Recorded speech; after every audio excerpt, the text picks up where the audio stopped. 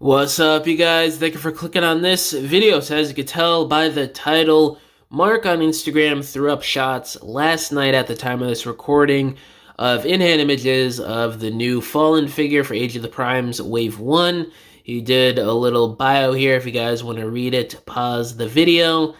But looking at these images here, I'm going to tell y'all right now, this is probably going to be the top 5 or top 10 in Transformers Hasbro releases of 2025. I'm telling y'all right now, this figure is going to be so peak.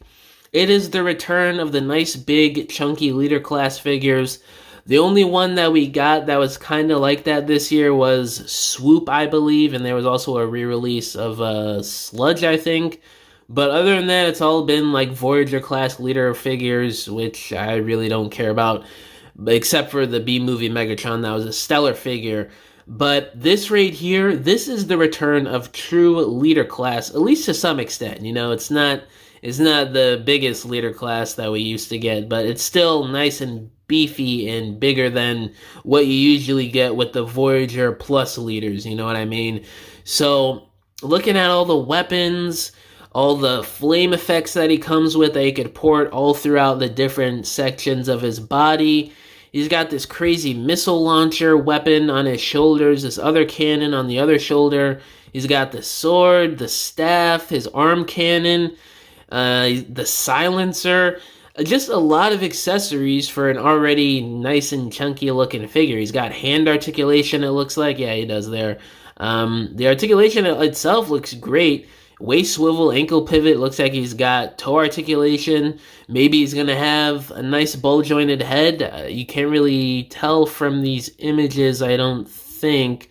Yeah, no, you can't really tell if he's got some nice up and down and side-to-side motion on that head, but I would assume he would be, considering he's like a $55 leader class, but who knows, sometimes leader class figures don't have good head articulation.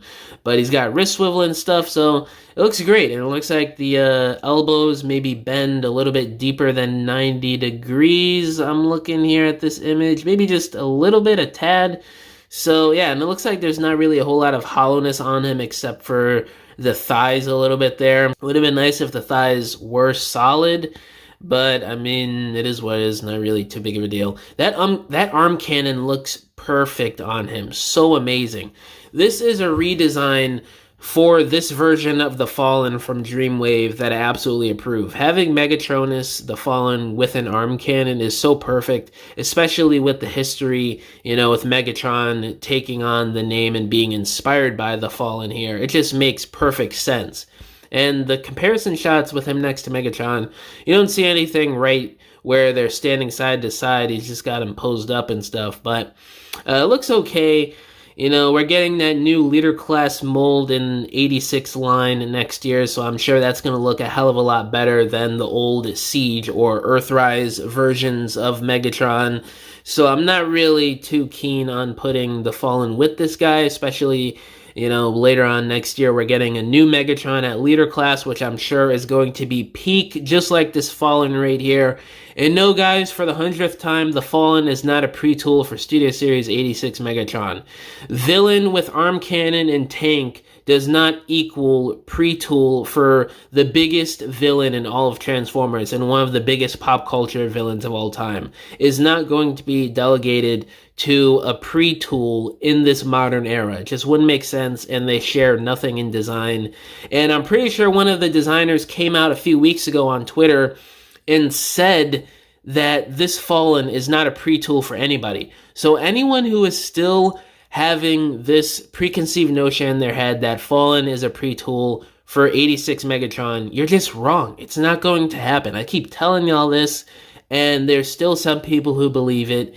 And, I mean, that's your problem. You're going to be wrong in a few months when that Megatron is revealed, but whatever. I try and tell people, but it's your decision if you want to listen, you know? Yeah, this Fallen looks fantastic. I cannot wait to get my greedy plastic whore hands on this figure. And another prototype test shot leaked of Prima here, this time with his head sculpt on him, actually, in vehicle mode. So we get a first look at his head, and it's more so G1 inspired. Wah, wah, wah. I hate when Hasbro does this. Like, they do the body mold that is different from the continuity that they're using the head design from. They've done this quite a few times over the last few years, and I'm not sure what the decision is behind this, because I don't really think that type of mishmash looks good.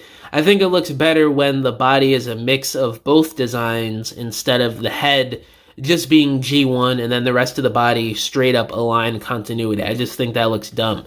Either go fully aligned or fully G1, or an equal mix of both. Don't do this weird thing where the head sculpt is one iteration and the whole body is another. It just doesn't really make sense to me.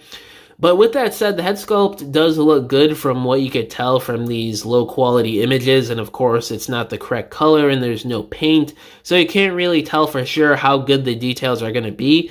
From what I can tell, at least from these images, it does look pretty decent, and you know, I guess it's going to be okay on the body, but I just wish it was more aligned, continuity inspired. Because I just think that design fits this body mold a lot more, especially since the body is aligned itself. So, I don't know, it's a bit of a weird decision. I don't really like it.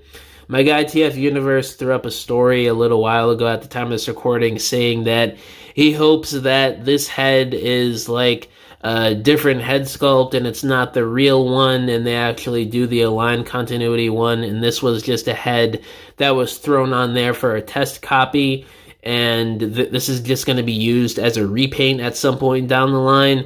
I hope that's the case, but I highly doubt it. I mean, we can speculate and cope right now, but until we see the official thing in a few weeks at either Cybertron Con or whenever they decide to reveal Age of the Primes Wave 1, we can just speculate, and we don't know for sure right now. So your guess is as good as mine on, you know, what's actually going to happen here, but it seems like this is probably just going to be the regular head that's going to be used on this Prima mold. But yeah, guys, that's pretty much it for this video. Let me know down in the comments below. How do y'all feel about the Fallen now that we have in-hand images? Do you love it? Do you hate it? And how you guys feel about the more G1 inspired head on the more aligned continuity inspired body for Voyager class Prima here? All my social medias are linked down below, including my email if you guys want to hit me up about business inquiries, or if you want to message me about whatever, or if you want to commission a diorama from me, because I make dioramas for people for their stop motions, photography, or your regular display shelves in your homes. You can either hit me up on any of my social media accounts or just email me and we can work out a deal. But yeah, guys, thank you for watching this video. Catch y'all in the next one. Bye!